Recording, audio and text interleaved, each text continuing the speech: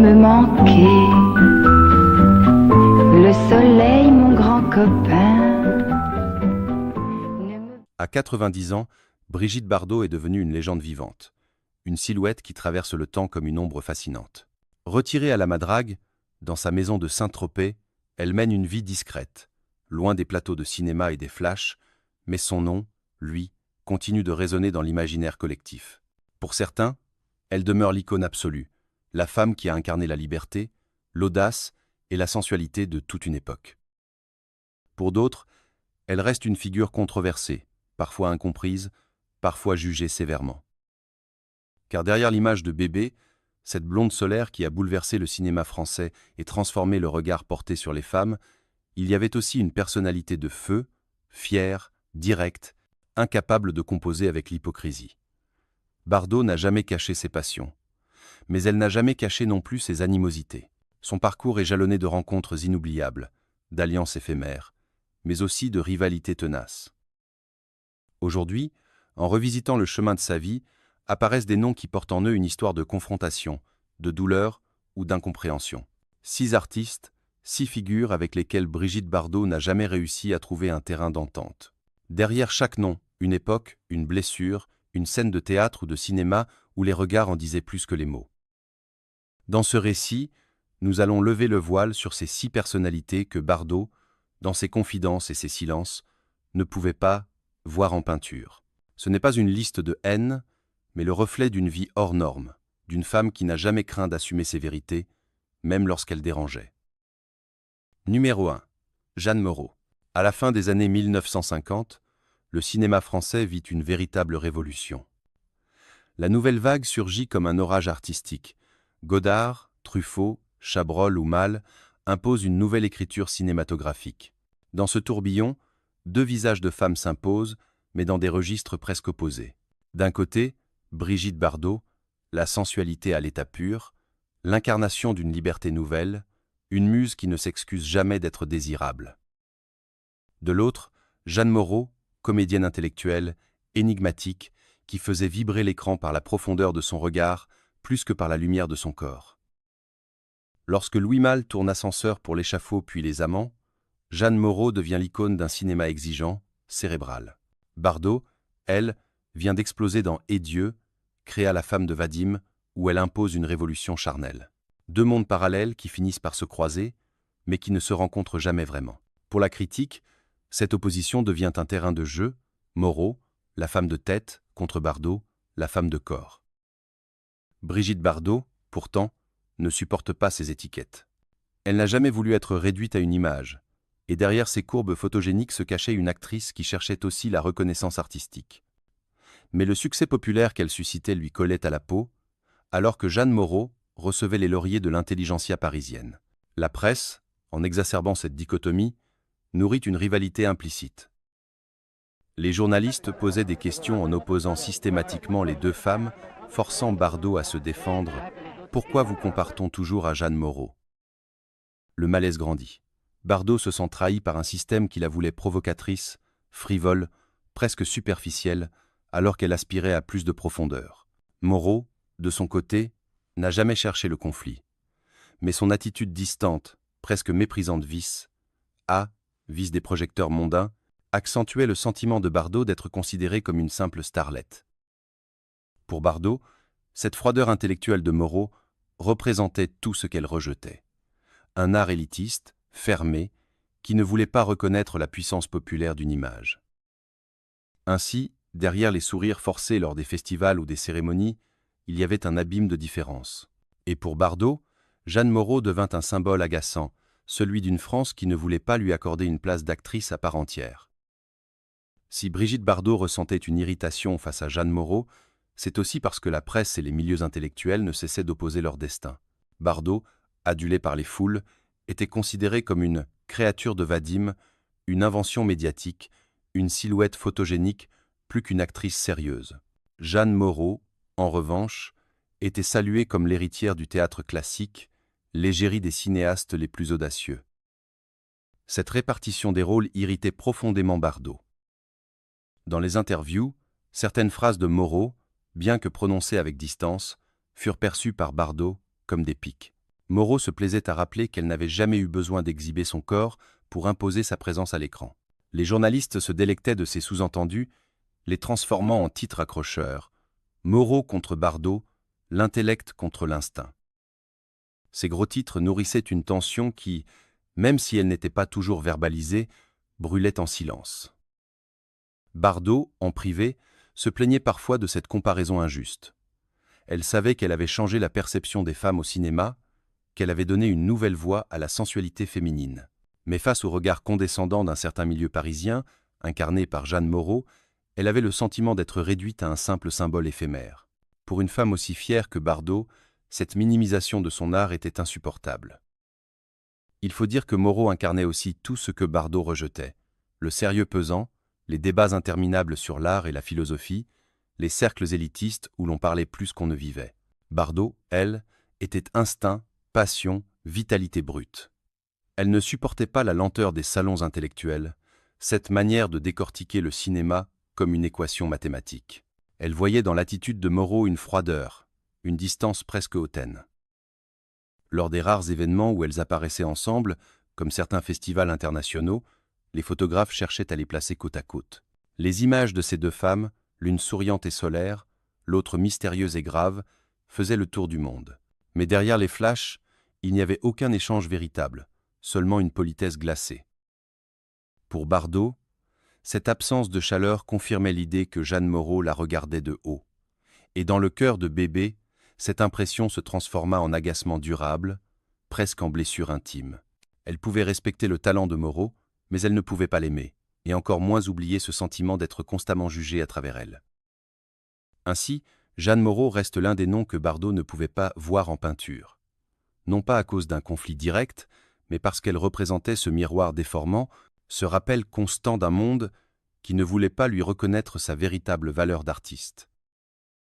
Numéro 2, Claudia Cardinal. Au tournant des années 1960, le cinéma européen devient un terrain de rivalité féminine amplifié par les médias. Tandis que l'Italie exporte ses divas Sofia Loren, Gina Lollobrigida et surtout Claudia Cardinal, la France brandit fièrement son étendard. Brigitte Bardot. Deux nations, deux fiertés, deux visages qui cristallisent la fascination du public. Claudia Cardinal apparaît sur les écrans avec une aura différente de Bardot. Elle n'est pas la blonde solaire de Saint-Tropez, mais une brune mystérieuse, au charme profond, au regard dense, presque sauvage. Alors que Bardot incarne la liberté effervescente, l'érotisme enjoué, Cardinal impose une sensualité plus contenue, plus dramatique. Cette nuance séduit les critiques. Ils y voient une beauté méditerranéenne, classique, ancrée dans une tradition plus noble du cinéma. Rapidement, les comparaisons s'imposent.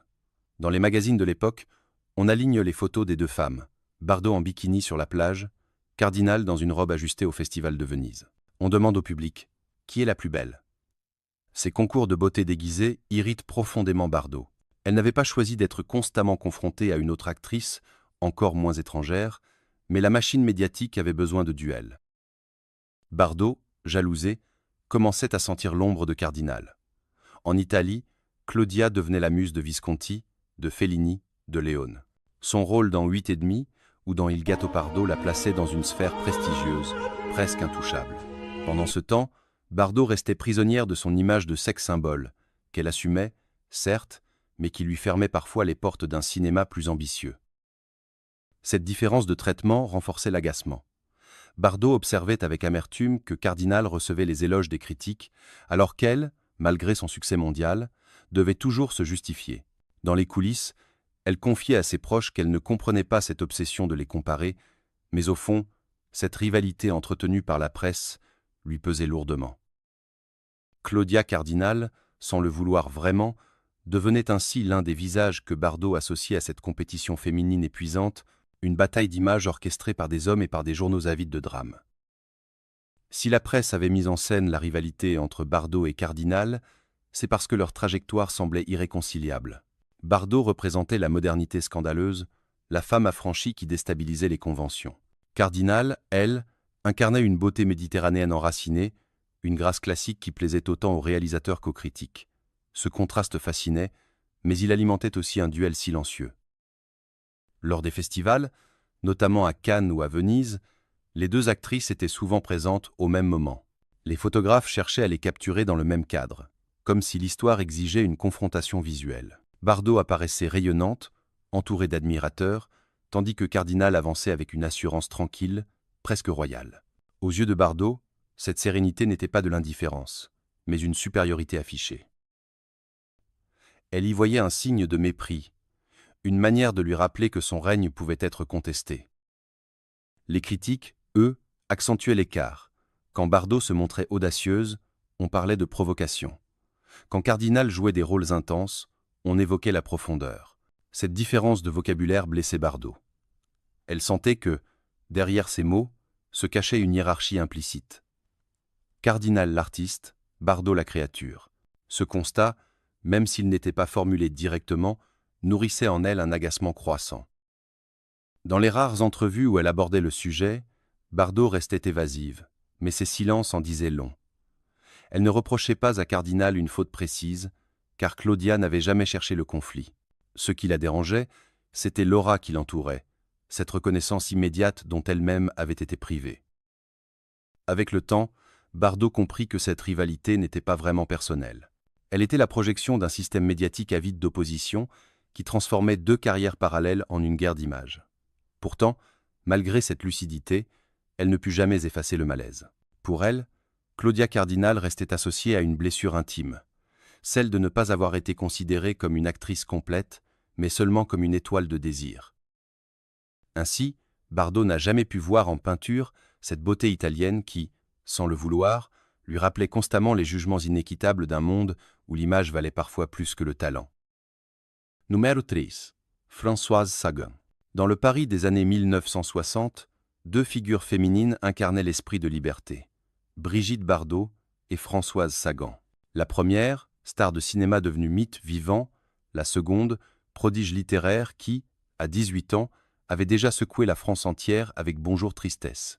Toutes deux représentaient une génération avide de rupture, impatiente de briser les codes. Leur rencontre n'avait rien d'étonnant. Elles fréquentaient les mêmes cercles, les mêmes soirées où se mêlaient écrivains, acteurs, chanteurs et journalistes. Sagan, avec sa voix douce et son regard narquois, fascinait Bardot. Elle l'admirait pour son indépendance d'esprit, pour son écriture dépouillée qui disait l'essentiel avec une simplicité déconcertante. De son côté, Sagan voyait en Bardot un miroir éclatant de ses propres révoltes, une femme qui ne s'excusait jamais d'être libre, qui vivait selon ses désirs, sans calcul ni compromis.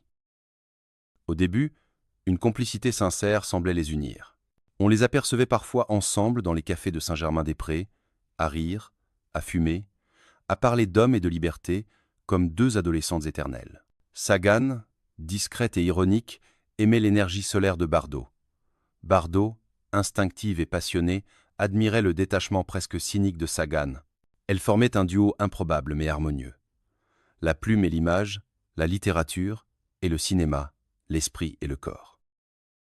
Cette amitié fragile, pourtant, reposait sur un équilibre délicat. Bardot avait besoin d'être comprise, reconnue au-delà de sa beauté. Sagan, de son côté, voyait souvent les êtres humains comme des personnages de romans qu'elle observait avec une distance ironique.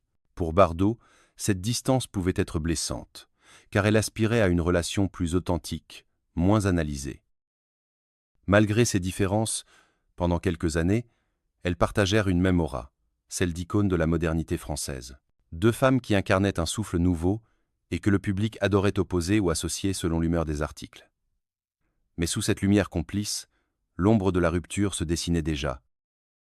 L'amitié entre Brigitte Bardot et Françoise Sagan ne tarda pas à se fissurer, et cela de manière subtile d'abord, avant de devenir irréversible.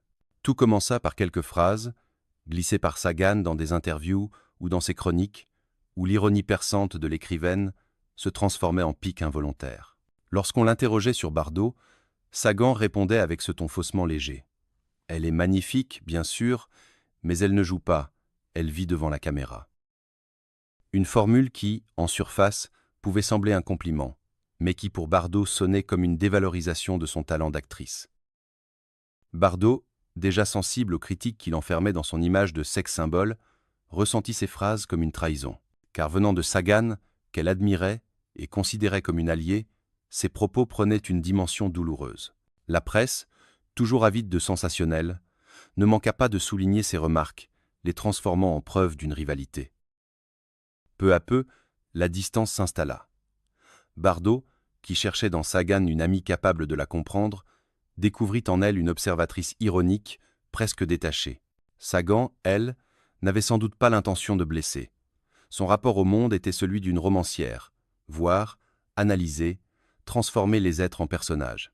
Mais pour Bardot, habitué à vivre dans la chair, dans l'instant, ce regard distancié ressemblait à une froideur cruelle. Leur rupture ne fut jamais officielle, jamais scandaleuse. Pas de cris, pas de scène publique. Simplement, les invitations cessèrent, les rencontres se firent rares. Bardot garda au fond d'elle ce sentiment amer, celui d'avoir été jugée par une amie qu'elle croyait sincère. Et chaque fois que le nom de Françoise Sagan revenait, c'était ce goût d'amitié brisée qui remontait, comme une blessure discrète mais persistante.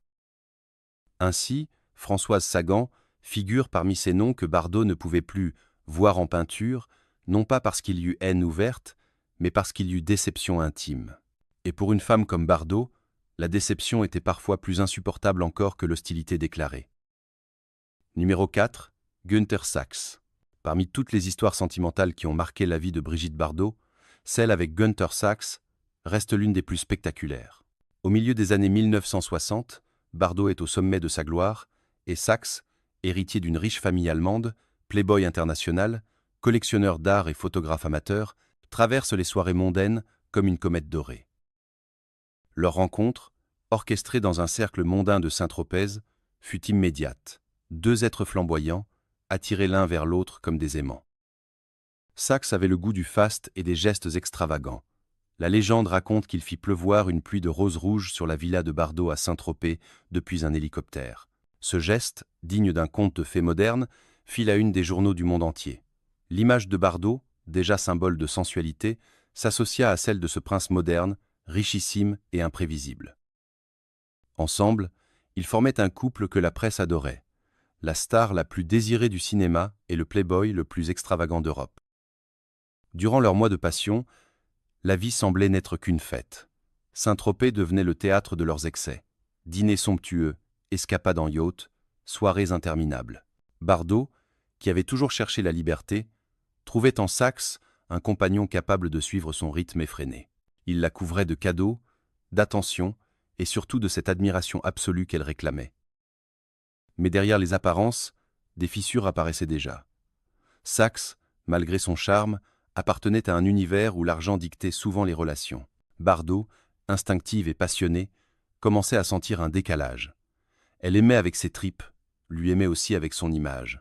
Pour elle, l'amour devait être fusionnel, sans calcul. Pour lui, il devenait parfois un spectacle, un rôle qu'il endossait sous l'œil des photographes. Pendant un temps, ils réussirent à masquer ces différences sous l'éclat de leurs aventures. Mais les premières tensions naissaient déjà, comme des ombres au bord d'un tableau trop parfait. Lorsque la passion s'estompa, la relation entre Brigitte Bardot et Günther Sachs bascula vers un territoire plus sombre. Après l'explosion initiale, ces roses déversées du ciel, ces nuits flamboyantes à Saint-Tropez restaient la réalité d'un couple trop exposé. Bardot, lassé par l'attention permanente des médias, aspirait à une forme de tranquillité. Sachs, au contraire, semblait se nourrir de ce tourbillon médiatique qui renforçait sa propre aura de séducteur. Leur rupture ne fut pas discrète. Bardot, toujours entière, ne savait pas rompre en douceur.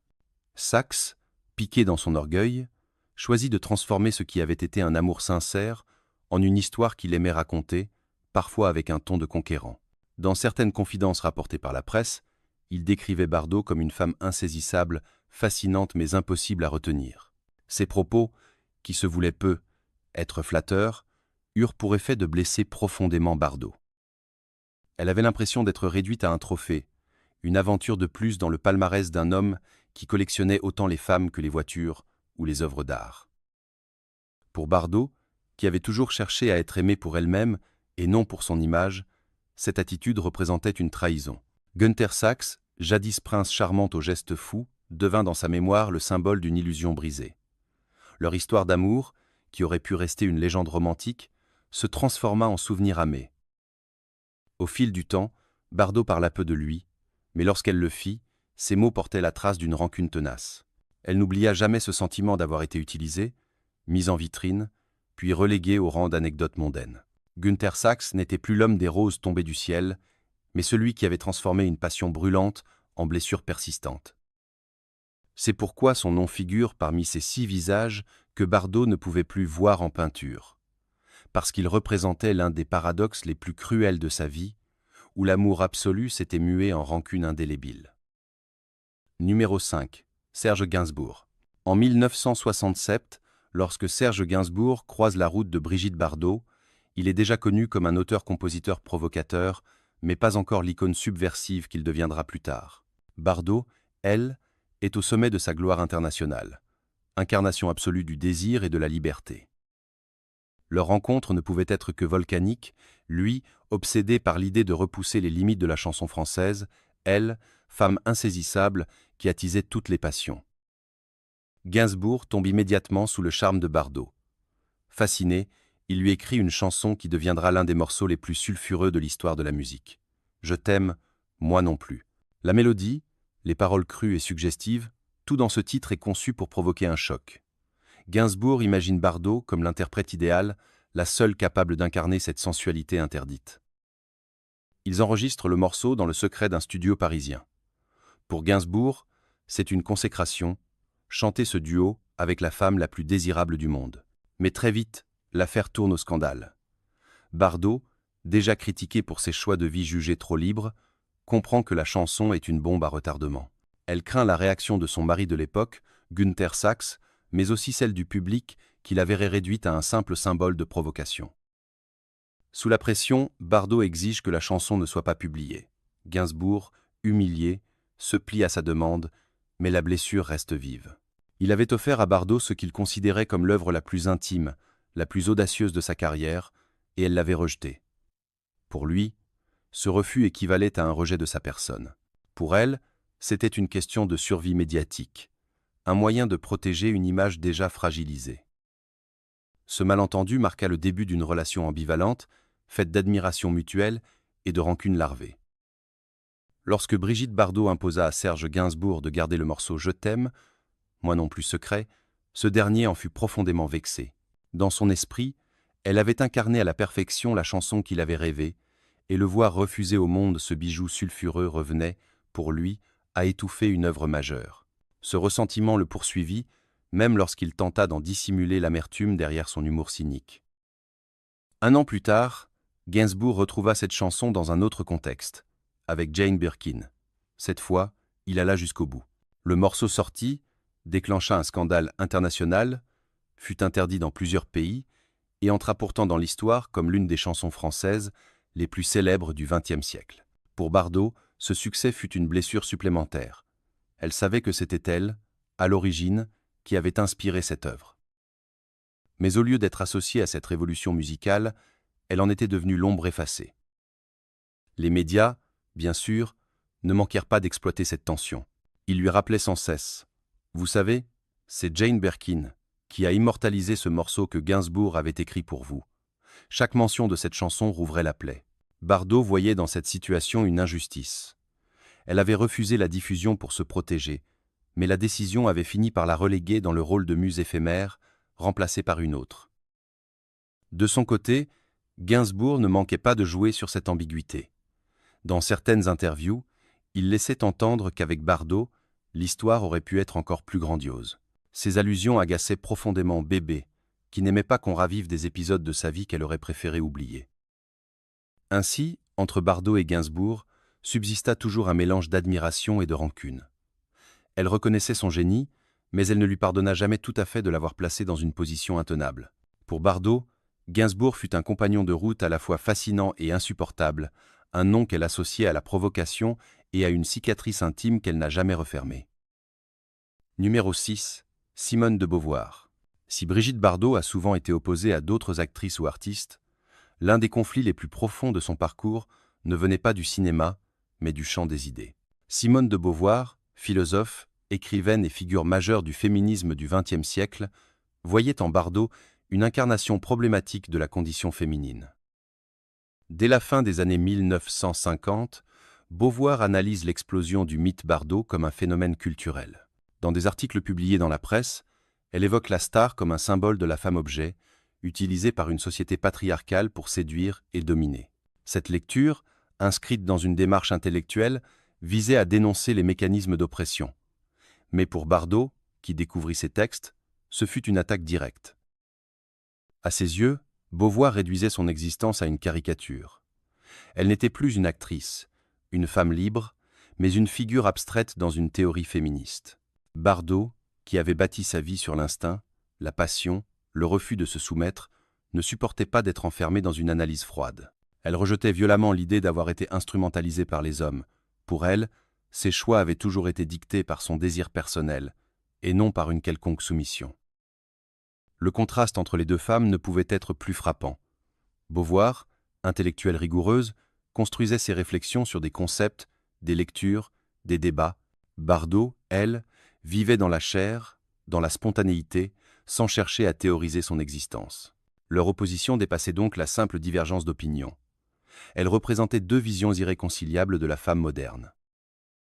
Dans l'esprit de Bardot, cette critique intellectuelle fut ressentie comme une mise en accusation. Elle se voyait condamnée par une élite qui refusait de reconnaître sa liberté autrement que comme une aliénation. Et c'est précisément cette perception qui fit de Simone de Beauvoir un nom qu'elle ne pouvait pas voir en peinture. Lorsque Simone de Beauvoir publia son analyse du mythe Bardot, l'effet fut immédiat. Dans les salons intellectuels, on discuta de bébé comme d'un objet sociologique, au même titre qu'un concept. Pour Bardot, habitué au projecteur, être ainsi disséqué comme une idée plutôt qu'une personne était insupportable. Elle avait l'impression d'être dépossédée de son humanité, transformée en emblème contre son gré. Beauvoir affirmait que Bardot incarnait, malgré elle, une double contradiction. Elle semblait libre, mais cette liberté n'était en réalité qu'une récupération masculine, une construction médiatique façonnée pour exciter le désir et renforcer la domination. Bardot, en lisant ces lignes, s'emporta. À ses yeux, rien n'était plus faux. Elle n'avait jamais accepté d'être façonnée par qui que ce soit. Elle avait choisi ses rôles, ses amants, ses révoltes. Elle ne voyait pas pourquoi sa vie devait être traduite dans un langage abstrait qui lui échappait. Dans ses rares confidences sur ce sujet, Bardot évoqua Beauvoir avec une pointe d'agacement mêlée d'incompréhension. Elle respectait son intelligence, mais considérait ses théories comme froides, coupées de la réalité. On vit, on aime, on souffre, et c'est tout, aurait-elle confié. Pour elle, la philosophie de Beauvoir transformait la chair et le sang en concepts figés, niant la spontanéité qui constituait le cœur de son existence. Cette opposition prit un relief particulier dans les années 1970, lorsque le féminisme de Beauvoir gagna en visibilité. Beaucoup de militantes voyaient encore Bardot comme une figure ambiguë, icône d'émancipation pour certaines, symbole d'aliénation pour d'autres. Bardot, elle, refusa toujours d'être associée à un camp. Elle ne voulait pas être un étendard, encore moins une cible. Ainsi, le nom de Simone de Beauvoir resta, pour Bardot, celui d'une adversaire invisible mais tenace, une femme dont la critique intellectuelle la poursuivait et qu'elle ne pouvait pas voir en peinture. Car derrière Beauvoir, Bardot voyait tous ceux qui avaient tenté de réduire sa vie à une théorie, oubliant que, pour elle, la liberté se vivait dans la peau et non dans les livres. À 90 ans, Brigitte Bardot demeure une énigme vivante. Retirée du monde du cinéma depuis des décennies, elle a choisi l'ombre des calanques de Saint-Tropez et la cause animale comme ultime combat. Pourtant, son nom continue de susciter autant de passion que de débats. On l'aime ou on la rejette, mais personne ne reste indifférent.